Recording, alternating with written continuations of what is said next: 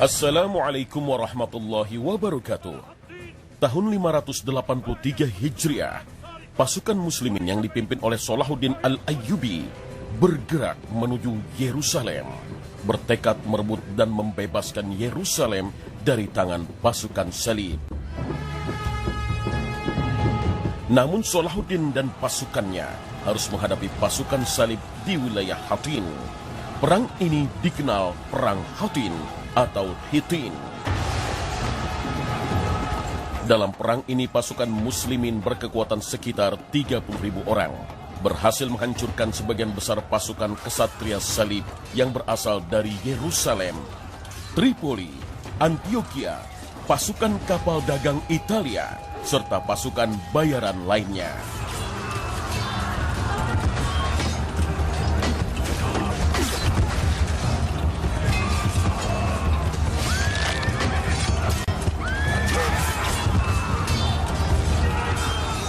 Untuk memancing emosi kaum muslimin, pasukan salib memancangkan salib besar di atas Qubatu Sakhrah.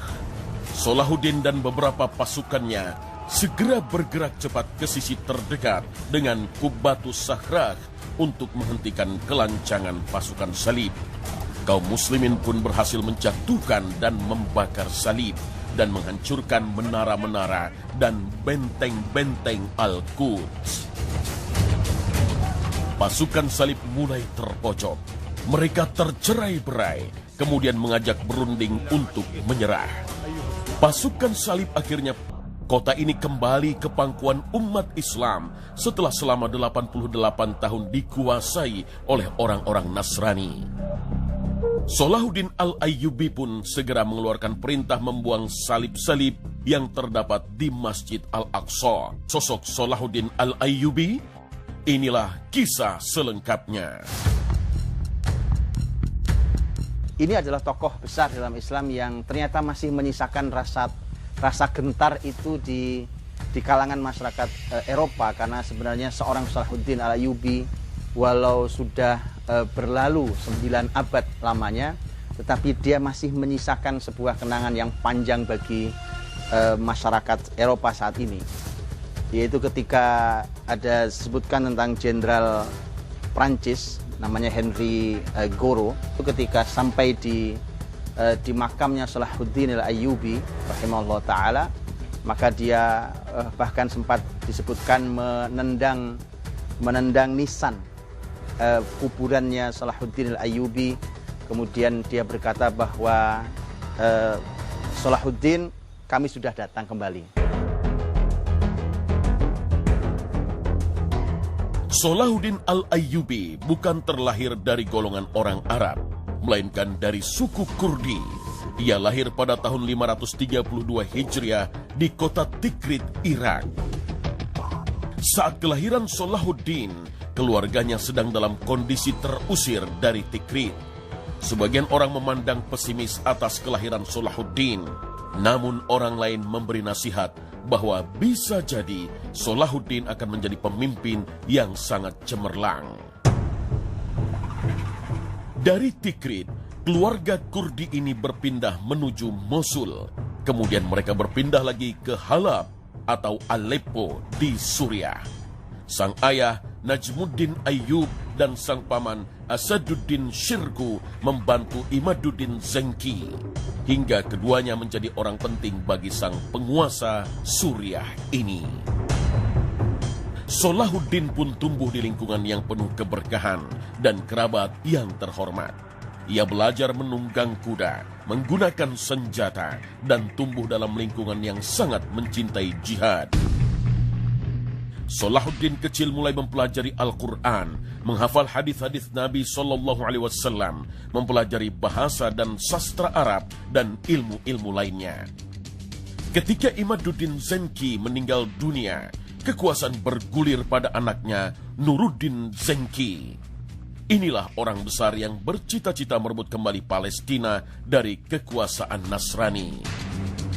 Namun merebut Yerusalem bukan hal mudah, karena pintu masuk Yerusalem adalah negeri Mesir yang kala itu dikuasai pemerintahan Syiah. Di mana seorang Salahuddin Al-Ayyubi rahimahullah ta'ala yang dilahirkan pada tahun 532 Hijriah, dia hadir di masa tahun 532 adalah masa ketika negeri-negeri Islam itu berpecah belah. Wilayah-wilayah Islam itu walaupun ada satu kekhilafahan besar saat itu yang ibu kotanya Baghdad, yaitu di dinasti Bani Abbas ya, itu tapi ternyata negeri-negeri itu sebenarnya masing-masing mereka menjadi raja-raja kecil. Ditambah bahwa wilayah Mesir dan sekitarnya adalah wilayah yang berseberangan dengan kekhilafahan Islam, karena wilayah Mesir adalah wilayah yang sudah lebih dari 2,5 abad dikuasai oleh kepemimpinan Syiah yang berseberangan, bertentangan dengan kekhilafahan dinasti Bani Abbas ya. Namun pertolongan Allah Subhanahu wa Ta'ala muncul dari arah yang tidak disangka. Mesir mengalami konflik dan terjadi pertikaian, hingga seorang pemimpin Syiah di Mesir meminta bantuan Nuruddin Zenki, penguasa Suriah. Nuruddin menganggap ini kesempatan mahal untuk masuk ke wilayah Mesir, karena Mesir adalah merupakan pintu Palestina, orang-orang yang sudah menguasai Palestina, yaitu dari kalangan orang-orang salib yang sudah menguasai Palestina yang sudah lebih dari 80 tahun saat itu. Maka kesempatan dipakai oleh Nuruddin Zenki untuk mengirimkan pasukan di bawah kepemimpinan sang pamannya Salahuddin, itu Asaduddin Shirkuh. Asaduddin Shirkuh dia dengan memimpin pasukan itu, maka fungsinya Salahuddin adalah menjadi utusannya seorang Nuruddin untuk bolak-balik dari Mesir ke Aleppo. Seringkali ditugasi untuk pergi ke sana dan seterusnya untuk menyampaikan banyak hal dan pelajari. Disitulah maka Salahuddin mulai punya interaksi yang luar biasa dengan militer, dengan kepemimpinan, dengan intelijen, dengan strategi dan seterusnya. Maka begitu masuk ke Mesir, maka Asaduddin Shirkuh kemudian nanti disebutkan bahwa beliau tidak lama setelah itu meninggal setelah mendapatkan kemenangan. Jadi berhasil membantu Mesir, dan Mesir dikembalikan kepada salah satu penguasa yang minta bantuan itu. Tapi seorang Asaduddin Shirkuh punya strategi untuk itu. Sehingga ketika Asaduddin Shirkuh sudah mendapatkan posisi yang tinggi, bahkan sudah mendapatkan posisi sebagai seorang menteri, maka seorang Salahuddin Al-Ayyubi rahimahullah ta'ala nanti menggantikan posisi sang paman ketika sang paman meninggal.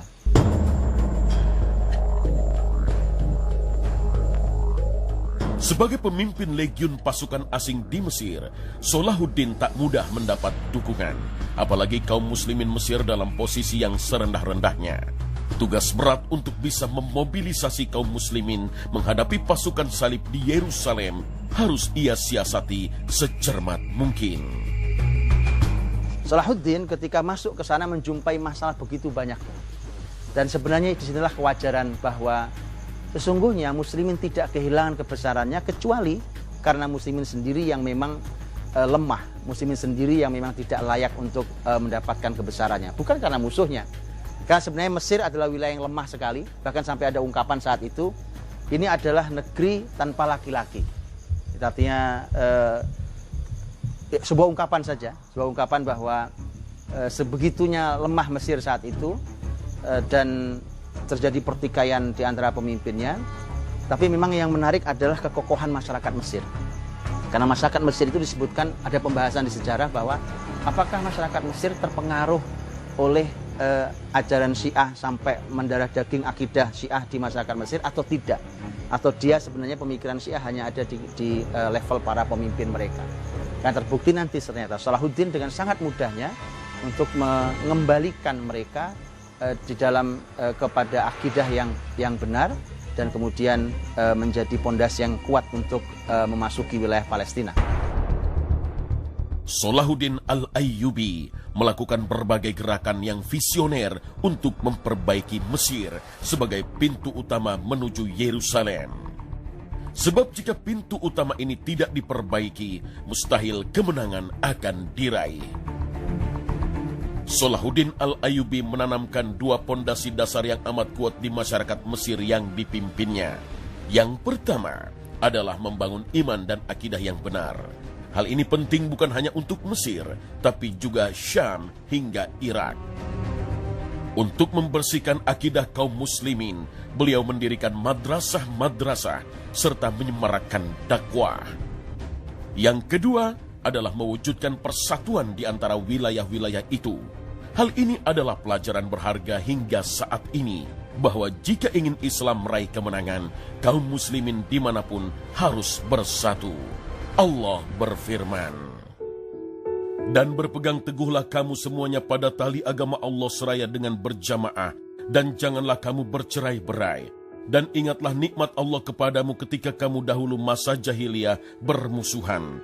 Lalu Allah mempersatukan hatimu, sehingga dengan karunia-Nya kamu menjadi bersaudara. Sedangkan ketika itu kamu berada di tepi jurang neraka. Lalu Allah menyelamatkan kamu dari sana. Demikianlah Allah menerangkan ayat-ayat-Nya kepadamu, agar kamu mendapat petunjuk." Al-Quran Surah Ali Imran ayat 103. Salahuddin Al-Ayyubi menanamkan persatuan dan kesatuan umat, serta membangkitkan kesadaran mereka untuk menghadapi pasukan salib. Salahuddin mulai menyatukan wilayah per wilayah di negeri Syam, karena saat itu ada raja-raja kecil di negeri-negeri itu. Satu persatu dia menggunakan berbagai macam strategi untuk menghubungi sana-sini. Dan juga ada pelajaran sangat mahal tentang tema iman. Kalau itu adalah persatuan, adalah tema iman. Salahuddin menjadikan sholat subuh sebagai ukuran. Salahuddin bolak-balik Mesir, Suria, Mesir, Suria. Ketika di Suria, kita tahu ada masjid paling besar saat itu, yaitu masjid peninggalan dinasti Bani Umayyah, Al-Jami' Al-Umawi, masjid besar.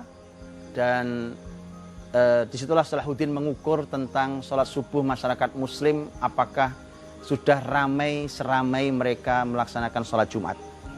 Dan itu menjadikan tolak. Ketika masih sepi, kata Salahuddin belum bisa kita bicara tentang jihad. Kalaupun bicara jihad, kita juga paling hanya akan kalah dari musuh. Sebuah hikmah yang terkandung dalam peristiwa ini adalah bahwa jika bicara tentang iman, ukurannya adalah dengan seberapa banyak masjid diisi oleh saudara-saudara muslim kita ketika sholat subuh. Allah Subhanahu wa Ta'ala berfirman, "Dirikanlah sholat dari sesudah matahari tergelincir sampai gelap malam, dan dirikanlah pula sholat subuh. Sesungguhnya sholat subuh itu disaksikan oleh malaikat." Al-Quran Surah Al-Isra ayat 78. Untuk meraih kemenangan, Salahuddin Al-Ayyubi menerapkan langkah yang sangat rapi dan sistematis. Semua berjalan dalam damai tanpa pertumpahan darah, meski berada di tengah perang pemikiran antara Sunni dan Syiah. Maka sebenarnya ada PR serius sekali justru di pintu utama, yaitu di Mesir. Salahuddin melakukan sebuah gerakan yang sangat cantik, sangat halus, bahkan tidak terjadi pertumpahan darah yang sampai karena kita bisa membayangkan pertarungan pemikiran antara Sunni Syiah. Kita bisa membayangkan bagaimana dia bisa terjadi pertarungan yang sangat besar, bahkan pertumpahan darah. Tapi Salahuddin mampu menyelesaikan dengan sangat baik. Caranya, Salahuddin Ayyubi posisinya adalah sebagai menteri penting saat itu, karena sudah disetujui karena jasa besarnya. Jadi pemimpin tertinggi namanya Al-Adid. Pemimpin Syiah ini sebenarnya sudah tidak menjadi pemimpin yang sesungguhnya, karena dia pemimpin lemah yang dibuat mainan oleh para menterinya. Tapi di antara menteri itu ada menteri yang luar biasa, yaitu Salahuddin Ayyubi.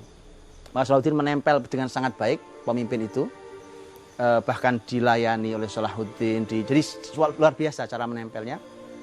Sampai kemudian itu yang dilakukan di level atas.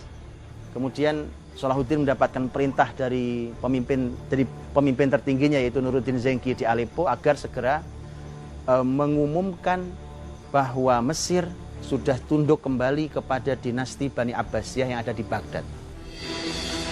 Meski diperintahkan demikian, Salahuddin tidak serta-merta melaksanakannya. Beliau menghindari terjadinya pergolakan dalam masyarakat, karena dengan terjadinya pergolakan, persatuan di antara masyarakat yang mulai terbangun akan terancam. Salahuddin Al-Ayyubi menggunakan cara yang amat cerdas. yaitu dengan memerintahkan khotib sholat Jumat untuk mendoakan para pemimpin Abbasiyah untuk mengetahui kesiapan dan penerimaan masyarakat terhadap hal ini. Ternyata sedikit sekali pergolakan yang terjadi karena hal ini. Kemudian, Salahuddin Al-Ayyubi mengumpulkan para ulama Sunni dari berbagai mazhab. Salahuddin meminta mereka untuk tidak bertikai satu sama lain hanya karena perbedaan mazhab. Mereka juga diminta untuk mendirikan madrasah-madrasah agar masyarakat dapat menimba ilmu. Di antara para ulama pun diadakan pertemuan-pertemuan lintas mazhab untuk menjaga persatuan dan kerukunan. Di Mesir, yang dibesarkan oleh Salahuddin adalah madhab Syafi'i. Padahal pemimpin tertingginya, yaitu Nuruddin Zenki yang di Aleppo, itu madhabnya Hanafi. Jadi pelajaran mahal untuk kita. Dari dulu sampai hari ini pun sama. Andai kita hanya bicara tentang tema madhab, maka sangat mungkin terjadi pertikaian. Tapi madhab ini adalah kekayaan muslimin, hazanah yang luar biasa yang semestinya membawa persatuan. Dan inilah yang membuat pintu utama, yaitu Mesir, untuk masuk ke Palestina itu ternyata dia aman, kemudian bersatu, kembali ke pangkuan muslimin, masyarakatnya kembali kepada akidahnya yang benar, mereka bersatu, dan kemudian baru Salahuddin menggerakkan pasukan, dan 583 Hijriah terjadi perang besar namanya Perang Hittin, di mana disitulah kekalahan telak pasukan salib. Setelah yakin dengan kekuatan muslimin yang tak lagi tercerai-berai, serta memiliki semangat jihad, akhirnya hari yang dinanti itu pun tiba. Penyerbuan untuk merebut Yerusalem dari pasukan salib. Penyerbuan ini menghasilkan kemenangan besar bagi umat Islam.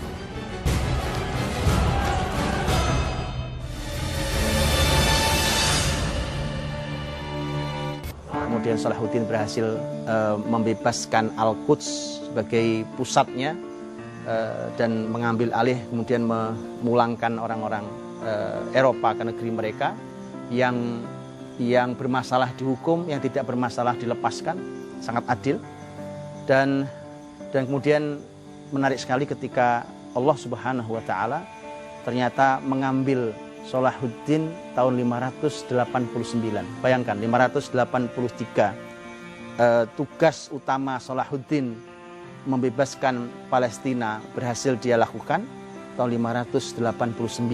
Artinya hanya 6 tahun setelahnya Salahuddin harus menghadap Allah Subhanahu wa taala. Seakan Salahuddin dihadirkan Allah hanya untuk bebaskan Palestina. Begitu selesai, kembalilah ya Tuhan nafsul mutmainnah irji'i ila rabbiki radiyatan mardiyah. Wahai jiwa-jiwa yang tenang, kembali pada Allah. Sudah selesai tugasmu. Fadkhuli fi ibadi wadkhuli jannati. Masuklah bersama hamba-hambaku yang lain dan masuklah ke dalam surgaku. Di akhir hayatnya, Salahuddin Al-Ayyubi meninggal dengan kesederhanaan. Meski menjadi penguasa Mesir, Yerusalem, Suriah, dan Yaman, Salahuddin Al-Ayyubi diriwayatkan tak meninggalkan harta kekayaan sedikit pun. Pelajaran untuk kita semuanya, menyiapkan generasi yang luar biasa seperti Salahuddin, dan terbukti bahwa hari ini kehadiran seorang Salahuddin diperlukan. Salahuddin yang baru, tidak mesti orang Arab, karena pun Salahuddin bukan orang Arab. Kesempatan besar untuk kita semua. Semoga Allah memberkati kita semuanya, dan Assalamualaikum warahmatullahi wabarakatuh.